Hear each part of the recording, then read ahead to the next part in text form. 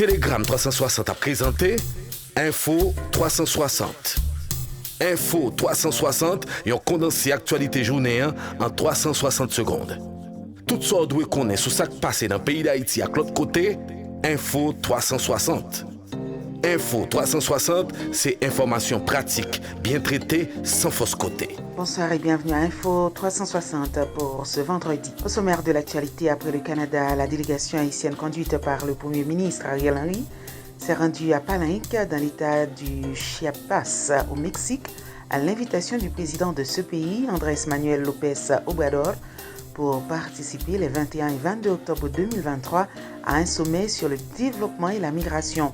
L'annonce a été faite par la primature via son compte officiel X.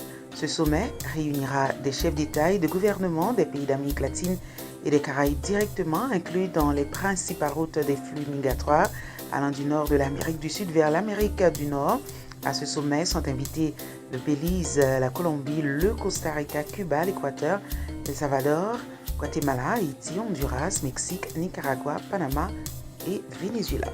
Comme à chaque fois que son nom figure dans les listes noires de la communauté internationale en raison de ses présumés liens avec des groupes armés déstabilisant le pays, Yuri La Tortue conteste. En effet, l'ancien sénateur a vivement critiqué le rapport de l'ONU sur l'insécurité en Haïti, faisant une déclaration publique pour exprimer son mécontentement. Il soutient avoir pris connaissance du rapport daté du 15 septembre où il est accusé de faits choquants qu'il récuse catégoriquement, les qualifiant de déconnectés de la réalité. Publiquement, l'ancien sénateur affirme sa volonté de fournir des clarifications sur toutes les allégations pesant contre lui. Il insiste sur son droit à être entendu, réclamant cette opportunité aux États-Unis, au Canada et plus particulièrement à l'ONU en tant qu'organisation défenseur des droits de l'homme.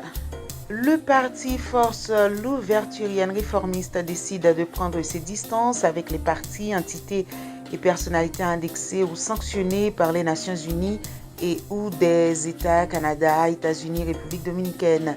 Tout en reconnaissant la présomption d'innocence des accusés, la structure dirigée par Emmanuel Ménard choisit pourtant de suspendre toute collaboration politique avec les concernés, notamment dans le cadre du dialogue politique en cours. Tout accusé est présumé innocent ou coupable jusqu'au prononcé du jugement d'un tribunal compétent.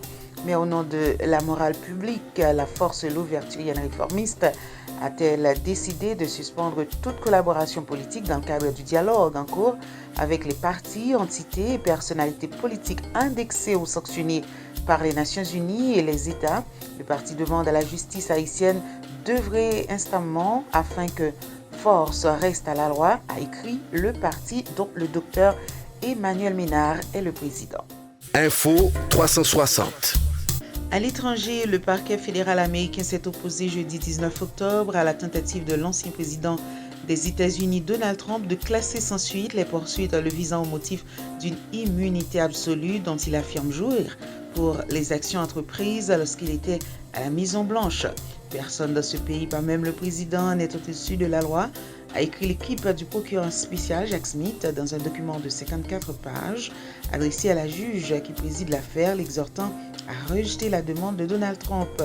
Donald Trump, favori des républicains pour la présidentielle de 2024, doit être jugé à partir de mars prochain dans la capitale américaine. Il est accusé d'avoir manœuvré pour tenter d'inverser le résultat de l'élection de 2020 qu'il a perdu face à Joe Biden. Début octobre, les avocats de l'ex-président avaient adressé une requête à la juge fédérale Tanya Chutkan, affirmant que le tribunal devrait définitivement classer l'inculpation sans suite en raison de l'immunité présidentielle, citant une affaire impliquant l'ex-président Richard Nixon et qui avait été examinée par la Cour suprême. Et puis en sport, quelques jours après Paul Pogba, une nouvelle affaire de dopage touche le football. Ce vendredi, plusieurs médias espagnols et italiens, dont Relevo, annoncent que Papu Gomez, joueur de Monza, vient d'écoper de 2 ans de suspension.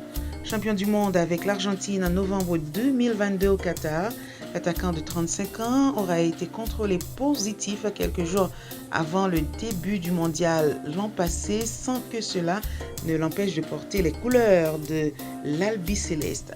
L'ancien capitaine de l'Atalanta Bergame a disputé 2 matchs dans la compétition, entrant en jeu lors de la défaite face à l'Arabie Saoudite 1-2, puis en 8e de finale contre l'Australie 2-1. Si certains supporters français se posent la question, la sanction pour Gomez ne remettrait pas en cause le titre mondial de l'Argentine, indique Relevo. Info 360, une présentation Télégramme 360. Fin de cette édition de nouvelles, nous avons été très heureux de vous informer à Info 360. À bientôt.